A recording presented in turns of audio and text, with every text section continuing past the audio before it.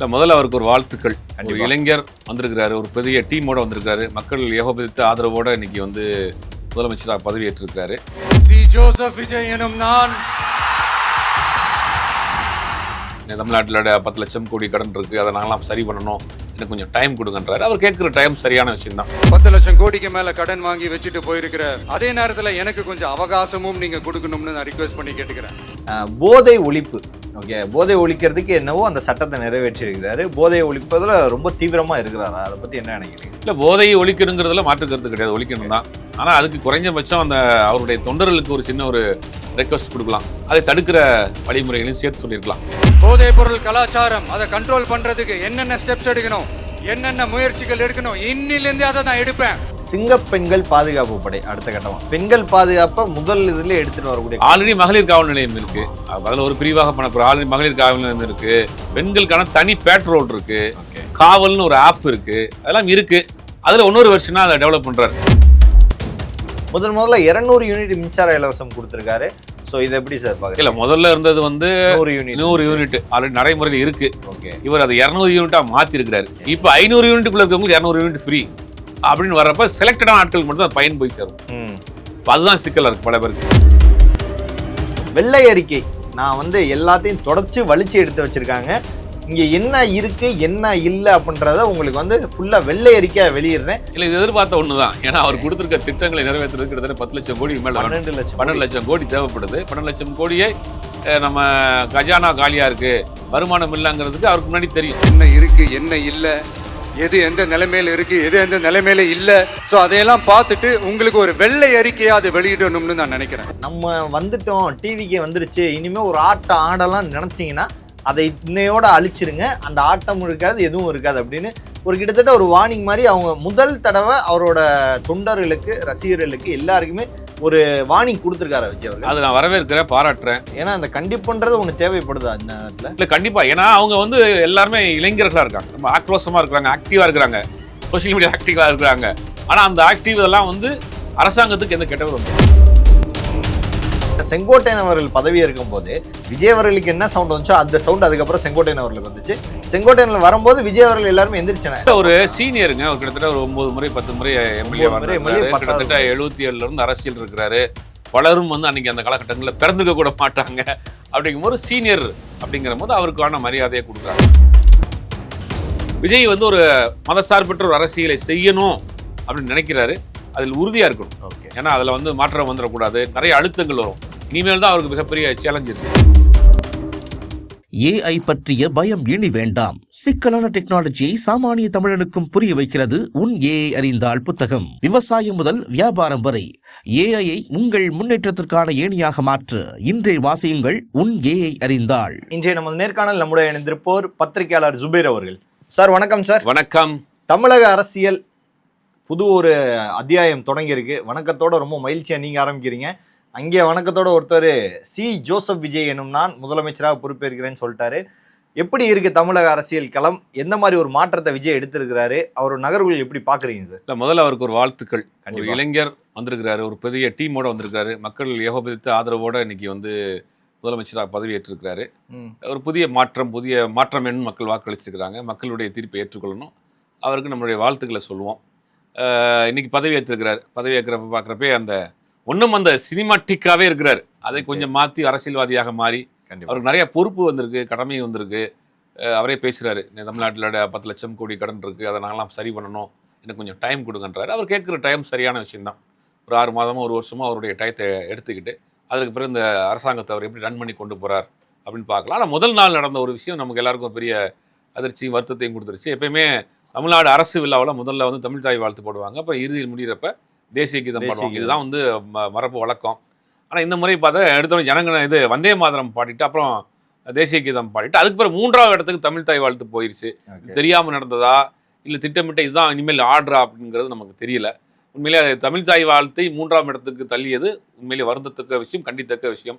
அது தெரிஞ்சோ தெரியாமல செஞ்சா இனி அது வரக்கூடிய காலங்களில் அது அவங்க மாத்திக்கிற வேண்டிய இருக்கும். ஏன்னா தமிழ்நாட்டுக்கான ஒரு பாடல் அது. 1971 அரசாணை பிறப்பிப்புக்கு அப்புறம் கலைஞர் தான் அதை பிறப்பிச்சார். அதுக்கப்புறம் எல்லா கவர்மெண்ட் நிகழ்ச்சிகளிலுமே அதான் நடக்கும். தொடர்ந்து வந்துட்டு இருக்கு. அரசு நிகழ்ச்சிகள்ல அது அதிமுக திமுக எந்த ஆட்சி வந்தாலும் சரி, அரசு நிகழ்ச்சிகள் முதல் தமிழ் தாய் வாழ்த்து பாடல். கண்டிப்பா பல ஸ்கூல்லையும் நம்ம பார்த்திருக்கோம். முதல்ல ஆரம்பிச்சு தான் முடிவாங்க, முடிவில் வந்து தேசிய கீதம் பாடி முடிப்பாங்க. இது ஒரு மரபா இருக்கு. அதை இங்கே மாற்றிருக்கிறாங்க.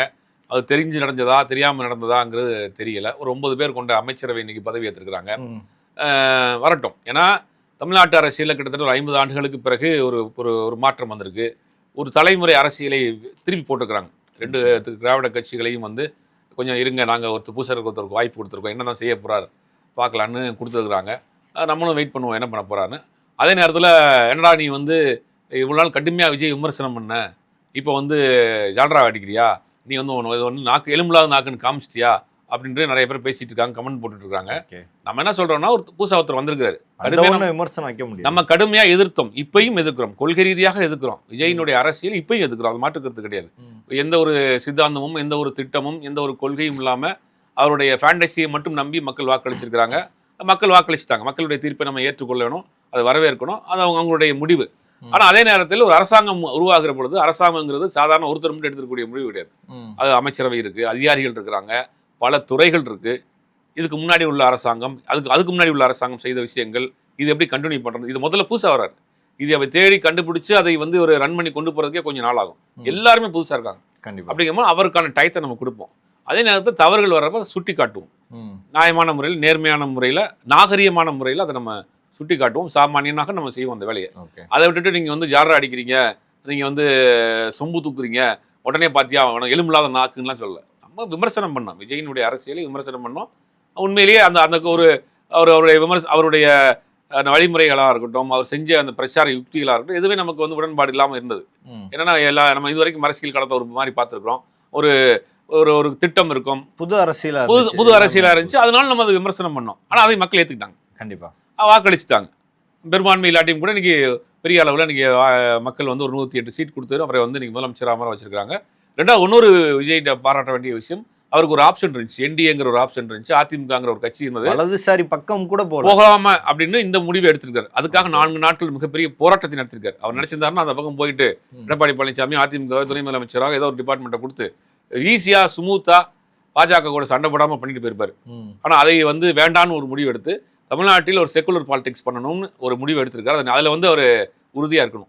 ஓகே, இப்போ எடுத்திருக்காரு, அதுக்கு வாழ்த்துக்கள், பாராட்டுகள். 4 நாள் மிகப்பெரிய போராட்டத்துக்கு பிறகு தமிழ்நாட்டுக்கு இருக்கக்கூடிய ஜனநாயக சக்திகள்லாம் ஒன்று சேர்ந்து போறாங்க. இவரை எதிர்த்து யாரெல்லாம் வந்து அரசியல் பண்ணாங்களோ ஒரு வாரத்துக்கு முன்னாடி எல்லாரோட ஆதரவு இவருக்கு தேவைப்பட்டுச்சு, அவங்களும் ஆதரவு கொடுத்துருக்காங்க. அப்ப 3 முறை திருப்பி அனுப்புறாரு ஆளுநர். என்ன நீங்க தமிழ்நாட்டில் தேர்ந்தெடுக்கப்பட்ட, அதான் தமிழ்நாட்டினுடைய அரசியல் பண்புங்கிறது. ஒருத்தருக்கு சிக்கல் வருது, நம்மளை எதிர்த்து அரசியல் பேசினார். இப்போ நீங்க இருக்கக்கூடிய விசிகாவா இருக்கட்டும், கம்யூனிஸ்டா இருக்கட்டும், ஐஎம்எல்லா இருக்கட்டும், இவங்க எல்லாருமே எதிர்த்து வெற்றி பெற்றவர்கள், விஜய் வேணாம்னு வெற்றி பெற்றவர்கள். ஆனா விஜய்க்கு பெரும்பாலான 108 சீட் கொடுத்துட்டாங்க மக்கள். ஆனா அவரால் ஆட்சி அமைக்க முடியல. அப்போ ஜனநாயக ரீதியாக இவருக்கு ஆதரவு கொடுக்கணுங்கிற ஒரு முடிவு எடுக்கிறாங்க தமிழ்நாட்டிற்கு அரசியல் கட்சிகள். இவர் போறாரு, 3 முறை போறாரு, திருப்பி அனுப்புறாங்க.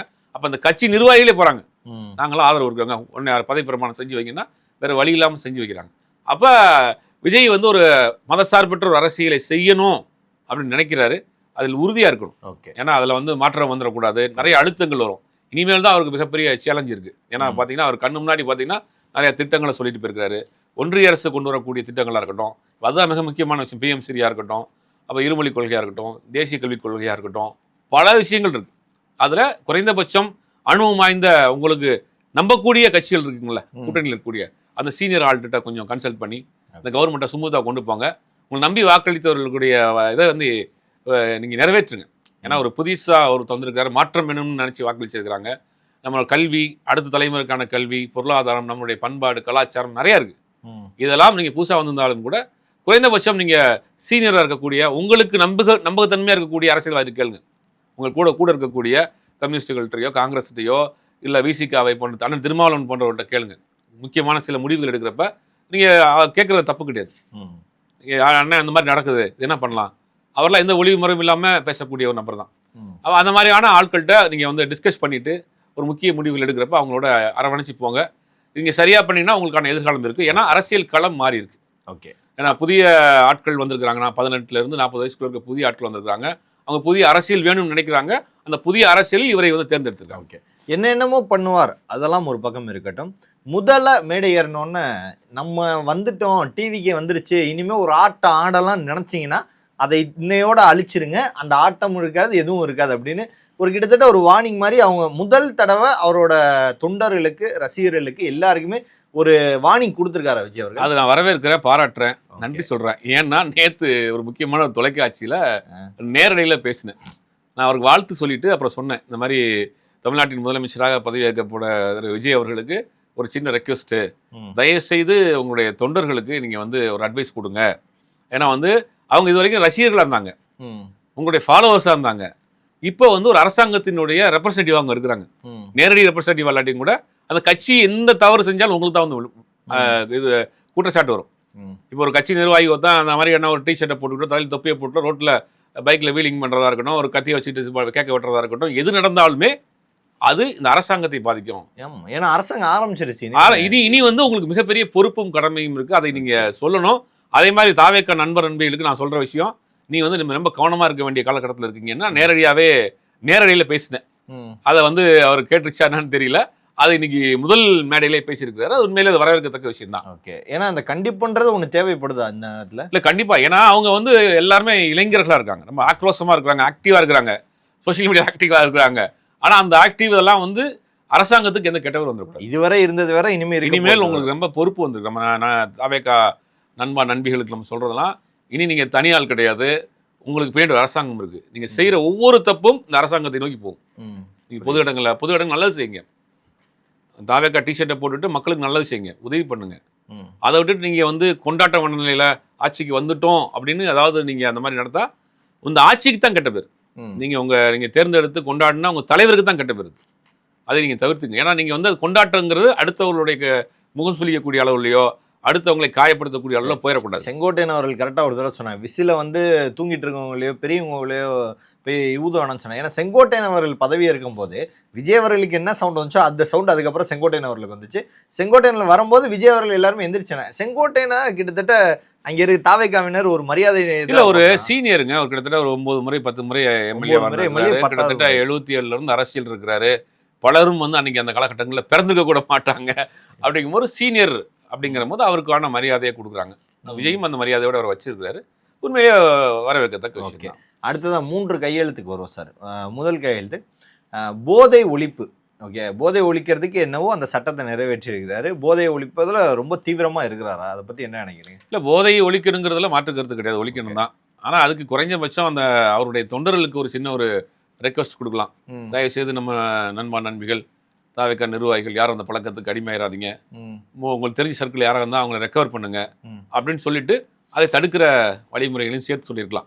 ஓகே. நீங்கள் குறைந்தபட்சம் எம்ஜிஆர் என்ன பண்ணுவார்னா அவருடைய படங்களில் போதை பயன்படுத்துகிற மாதிரியான காட்சிகள் நடித்ததே இல்லை. ஏன்னா நம்மளை பார்த்து அதை ஃபாலோ பண்ணிடுவாங்க அப்படிங்கிறது ரொம்ப தெளிவாக இருந்தார்.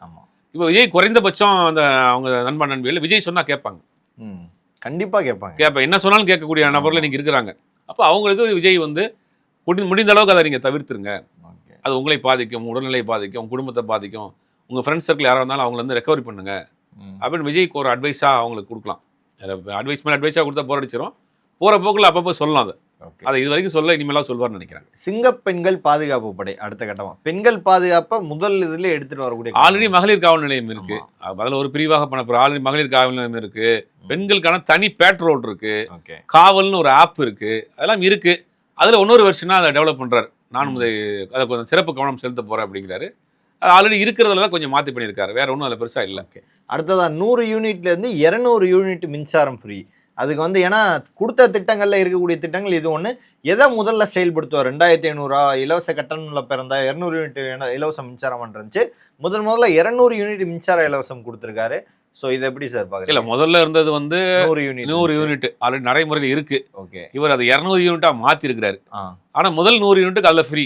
இப்போ 500 யூனிட்டுக்குள்ளே இருக்கவங்களுக்கு 200 யூனிட் ஃப்ரீ அப்படின்னு வர்றப்ப செலக்டடான ஆட்களுக்கு மட்டும் தான் பயன் போய் சேரும். இப்போ அதுதான் சிக்கலாக இருக்குது பல பேருக்கு. இப்போ ஒருத்தர் 1000 யூனிட் யூஸ் பண்ணுறாருன்னா முதல் 100 யூனிட் லெஸ் பண்ணிட்டு 900 யூனிட் பணம் கட்டினா போதும். இப்போ 200 யூனிட்னா 600 யூனிட் யூஸ் பண்ணியிருந்தாருன்னா அவருக்கு அந்த இது சப்சிடி வராது. ஓகே, அதில் ஒரு சிக்கல் இருக்குது. புரியுது. அது வெயில் காலமாக இருக்குது, ஒருத்தர் ஏசி வாங்கி போட்டார், அவர் 600 யூனிட் பண்ணிட்டாருன்னா அவருக்கு அந்த 200 யூனிட் சப்சிடி வராது. வரக்கூடிய நாட்கள்ல அது அது அவங்களுக்கு அது வந்து பெரிய இதாக வரும்னு நினைக்கிறேன். அப்போ ஏன் அதை பண்ணாருன்னு தெரியல. ஓகே, வரக்கூடிய காலத்தை அதையும் மாற்றுவாரான்னு தெரியல. ஓகே. அடுத்த கட்டம் அந்த கையெழுத்து முடிஞ்சதுக்கப்புறம் வெள்ளை அறிக்கை நான் வந்து எல்லாத்தையும் தொடச்சு வலிச்சு எடுத்து வச்சிருக்காங்க. இங்கே என்ன இருக்கு என்ன இல்லை அப்படின்றத உங்களுக்கு வந்து ஃபுல்லாக வெள்ளை அறிக்கையாக வெளியிடுறேன். எந்தெந்த துறையில் என்னென்ன பிரச்சனை, என்னடா கொஞ்சம் ஜர்கு வாங்குறேன்னு நினைக்காதீங்க, பட் ஆனால் நான் உங்களுக்கு வெள்ளை அறிக்கை கொடுத்துட்றேன் அப்படின்னு சொல்றாரு. இல்லை, இது எதிர்பார்த்த ஒன்று தான். ஏன்னா அவர் கொடுத்துருக்க திட்டங்களை நிறைவேற்றுறதுக்கு கிட்டத்தட்ட 10 லட்சம் கோடி மேலே 12 லட்சம் கோடி தேவைப்படுது. 12 லட்சம் கோடியை நம்ம கஜானா காலியா இருக்கு, வருமானம் இல்லைங்கிறதுக்கு அவருக்கு முன்னாடி தெரியும். அரசு ஒரு தமிழ்நாட்டு அரசினுடைய மொத்த வருவாய் எவ்வளவு, அதில் எவ்வளவு செலவு, எவ்வளவு டெபிசிட்டி, இதில் எவ்வளோ கடன் இருக்குங்கிறது குறிப்பாக நம்மளை போன்ற ஆட்களுக்கு தெரியும். ஒரு முதலமைச்சர் வரப்போறேன்னு சொல்றவருக்கு தெரியும். அதை நோக்கித்தான் அந்த திட்டங்களை போட்டிருக்கணும். ஓகே. அப்போ தேர்தல் நேரங்களில் ஒரு பரபரப்புக்காக ஒரு ஃபேண்டசிக்காக சில திட்டங்களை சொல்லிட்டாரு. தமிழ்நாடு முழுவதும் பெண்களுக்கான இலவச பேருந்து 2500 ரூபா தர்றேன், 6 அன்னபூர்ணி சூப்பர் 3000 அது அவரும் சொல்லிட்டாரு. அப்போ இதெல்லாம் நிறைவேற்றுவதற்கு ஒரு மாநில அரசினுடைய 12 லட்சம் கோடி எப்படி வருமானம் வரும் அப்படின்னு தெரியாதா அவருக்கு? தெரியும் அவருக்கு. அப்போ ஒரு ஒரு கவர்ச்சிகரமான திட்டமாக இருக்கணுங்கிறதுக்காக சொல்றாரு. இப்போ உடனே நிறைவேற்ற முடியாது. அப்போ அதுக்கு என்ன சொல்றாரு? இல்லை கஜானா காலி ஆயிடுச்சு. எல்லா அரசாங்கம் மாறி வர்றப்பையும் ஒரு கடன் இருக்கும். அப்போ அந்த கடன் வைத்து அது கடனில் வரக்கூடிய இன்கம் என்ன இருக்குது, அந்த கடனில் என்ன கடனை வாங்கி என்ன இன்வெஸ்ட் பண்ணியிருக்காங்க? இப்போ 5 லட்சம் கோடி கடன் இருக்குன்னு வச்சுங்க உதாரணத்துக்கு. அந்த 5 லட்சம் கோடி கடனை எதில் இன்வெஸ்ட் பண்ணியிருக்காங்க? நம்ம நாலேஜுக்கு சிம்பிளாக சொல்கிறா இருந்தால் நம்ம கடன் வாங்கி ஒரு வீடு வாங்கியிருக்கோம். ஆமாம், ஒரு கடன் முதலீடு. நமக்கு வெளியிருந்து பார்க்குறப்ப என்ன தெரியும்? உங்களுக்கு இப்போ நீங்கள் ஒரு கடன் வாங்கிங்க, 1 கோடி ரூபா கடன், ரெக்ஸுக்கு 1 கோடி ரூபா கடன். அந்த கடனை வாங்கி நீங்கள் வீடு வாங்கியிருக்கீங்க. 5 வருஷத்துக்கு முன்னாடி வாங்கின வீடு இன்னைக்கு எத்தனை கோடி போகும்? 2 கோடி. 2 கோடி. அப்போ அது இம்ப்ரூவ்மெண்ட். அது மாதிரி அரசாங்கம் கடன் வாங்கி எதில் இன்வெஸ்ட் பண்ணியிருக்கு, அது டெவலப் ஆயிருக்கு. 5 வருஷத்துல பொருளாதார வளர்ச்சி அடைஞ்சிருக்கு. அப்போ பொருளாதார வளர்ச்சினா வாங்கின கடன் இன்வெஸ்ட் பண்ணியிருக்காங்க. இன்வெஸ்ட் பண்ண இதுலேருந்து வருமானத்தை எடுத்து வளர்ச்சி அடைஞ்சிருக்கு. ஓகே, இதெல்லாம் பார்க்கணும். அப்போ என்னன்னா எடுத்தோடனே வந்து அதை உடனே செயல்படுத்த முடியாது. இந்த 12 லட்சம் கோடிங்கிற செயல்படுத்த முடியாதுங்கிறதுனால கஜானா காலியா இருக்கு அப்படின்ற மாதிரியான ஒரு விஷயத்தை சமாளிக்கிறாரு. அது வந்து போக போக தெரியாது. ஏன்னா திமுக அதிமுக மாறி மாறி வந்து அந்த திட்டங்களும் தொடர்ந்து இருக்கு. இவங்க விட்டதை அவங்க ஆரம்பிப்பாங்க, இவங்க விட்டதை இவங்க ஆரம்பிப்பாங்க. ஒரு சில நேரத்தில் ஒரு சில திட்டங்களுக்கு முட்டுக்கட்டை போடுவாங்க. இப்போ திமுக விட்டுட்டு போன திட்டங்களை தாவேக்கா தொடருமா? தொடரலைன்னா என்ன ஆபத்துக்கள் வரும்? இல்லை, பெரிய ஆபத்து என்னன்னா இந்த 1000 ரூபா ஸ்கீம்ங்கிறது ஒரு கிட்டத்தட்ட 1,20,00,000 பேருக்கு மாசம் 1000 ரூபா கொடுக்குறாங்க. அது ரொம்ப விளிம்புநிலையில் இருக்கக்கூடிய மக்களுக்கு மிகப்பெரிய உதவியா இருக்கு. அதான் இன்னைக்கு தேதிக்கு போயிருக்கணும், 10ஆம் தேதி போயிருக்கணும். அவங்க வந்து 2 வருஷமா வாங்கி பழகிட்டாங்க. அதை வைத்து அவங்க வந்து பல வேலைகளை செஞ்சுக்கிட்டு இருக்காங்க. மருந்து வாங்குறதுக்காக இருக்கட்டும், முக்கியமான தேவைகளை நிறைவேற்றிக்கிட்டு இருக்காங்க. இப்போ இந்த மாதம் பணம் வரலன்னு அவங்க ரொம்ப இதாக இருக்காரு. முன்னாள் முதலமைச்சர் ஸ்டாலின் கூட சொல்லியிருந்தார், குறைந்தபட்சம் இந்த 1000 ரூபாய் கொடுக்க ஆரம்பிங்க, அது ரொம்ப ஒரு ஸ்ட்ரகிளாக போயிடும் அப்படின்னு. அதை பற்றி ஒரு ஒன்றும் பேசவே இல்லை. விஜய் 2500 ரூபா தரேன்னு சொன்னவர் குறிந்தபட்சம் ஒரு 6 மாதத்துக்கு நாங்கள் 1000 ரூபா தர்றேன், அதுக்கு பிறகு மாற்றுவேன் அப்படின்ற மாதிரி சொல்லுவாருன்னு பார்த்தா அதுவும் அந்த கையெழுத்தும் இல்லை. அது பெண்கள் மத்தியில், குறிப்பாக விளிம்புநிலையில் இருக்கக்கூடிய பெண்கள் மத்தியில் ஒரு பெரிய தாக்கத்தை ஏற்படுத்தும் அதுக்கு. ஏன்னா ஒரு ஆட்சி முடிஞ்சு அந்த ஆட்சி கொண்டு வந்த அந்த திட்டங்கள் அப்படியே தொடருமா, இல்லை புது முதலமைச்சர் வந்ததுக்கப்புறம் அந்த திட்டங்களுக்கு பர்மிஷன் வாங்க? இல்லை, அதிமுக காலங்களில் சில திட்டங்களை தொடர்ந்தாங்க. அம்மா உணவகத்தை எடுத்துக்கலாம். ஆமாம், அம்மா உணவகத்தை முதல்ல அதிமுக ஆட்சி காலத்தில் கொண்டு வந்தது. அதுக்கப்புறம் திமுக ஆட்சி காலத்திலும் தொடர்ந்துச்சு. சத்துணவு திட்டத்தை பொறுத்த வரைக்கும் 2 பேருமே இம்ப்ரூவ்மெண்ட் பண்ணுவாங்க. நான் வந்து முட்டை கொடுக்குறேன், இவங்க புது புது வெரைட்டி கொடுக்குறேன். அப்போ நான் மக்கள் நல திட்டங்களை 2 ஆட்சியுமே வந்து என்ன பண்றாங்கன்னா, அது பயனுள்ள விஷயமாக இருந்ததுன்னா அதை கண்டினியூ பண்ணாங்க. அது விஜய் செய்யணும். இந்த 1000 ரூபாங்கிறது ஒரு விளிம்புநிலையில் இருக்கக்கூடிய கிராமங்களில் இருக்கக்கூடிய வயதானவர்களுக்கு அதான் ஒரு பிடிமானமாக இருக்கு. அதை விஜய் கண்டிப்பாக செய்யணும். அந்த ஓட்டும் அவருக்கு அடுத்து வரணும் அப்படிங்கிறதுனால அதை அந்த ஸ்கீமில் கை வைக்காமல் இருக்கணும். அது ரொம்ப முக்கியமான ஸ்கீம் அது. ஓகே, ஒரு 6 வயசு 7 வயசில் ஆரம்பித்து 20-25 வயசு இருக்கிற எல்லாருக்குமே இந்த ஆட்சி பிடிச்சிருக்கு. விஜய் வந்து வரவேற்கிறாங்க. பெருமளவில் அதை எதிர்பார்த்த வெற்றியை கொண்டாடி தீர்க்கிறாங்க. 25 வயசுக்கு அப்புறம் இருந்து உங்கள் வயசு வரைக்கும் இருக்கிறவங்களாம் எப்படி பார்க்குறீங்க? என்ன இல்லை, அது வந்து பார்த்தீங்கன்னா 1,70,00,000 பேர் வந்து அவருக்கு ஆதரவாக போட்டிருக்கிறாங்க. மிச்சம் உள்ள 3.25 கோடி பேர் வந்து எதிராக வாக்களிச்சிருக்கிறாங்க. அப்போ அவரை கொண்டாடிய அவர் ரசிகர்கள், இளைஞர்கள், பெண்கள் அவங்க வந்து இந்த முறை வந்து ஒரு 40 வயசுக்குள்ள 18லேருந்து 40 வயசுக்குள்ள இருக்கிறவங்களுக்கு ஒரு புதிய ஆட்சி வேணும், ஒரு புதிய மாற்றம் வேணும்னு நினைக்கிறாங்க. அதுக்காக போட்டிருக்கிறாங்க. ஓகே, அதுக்கு முன்னாடி இருந்தவங்களும் இந்த ஆட்சி பழைய ஆட்சி அதிமுக ஆட்சி கரெக்டாக தானே போயிட்டு இருந்துச்சு. பார்த்தீங்கன்னா வந்து எல்லா மாநிலத்திலையும் விட தமிழ்நாடு எல்லா வகையிலும் சிறப்பான மாநிலமாக தானே இருக்கு. இவர் புதுசாக ஒருத்தர் வர்றாரு, அவர் அனுபவம் இல்லாமல் வர்றாரு, திரைப்படத்துலேருந்து வர்றாரு, இவர் என்ன செஞ்சிட போறாருங்கிற ஒரு அவநம்பிக்கை எல்லாருக்கும் இருந்துச்சு. அதெல்லாம் உடச்சி அவர் இன்னைக்கு முதலமைச்சர் ஆயிருக்காரு. வெயிட் பண்ணுவோம், அவர் என்ன பண்ண போறாருங்கிறத வெயிட் பண்ணிட்டு அப்புறம் நம்ம வந்து வரவேற்கலாமா, விமர்சனம் பண்ணலாமா அப்படிங்கிறது பார்ப்போம். பல்வேறு அரசியல் கேள்விகளுக்கு பதில் தமைக்காக மிக்க நன்றி சார். நன்றி, வணக்கம்.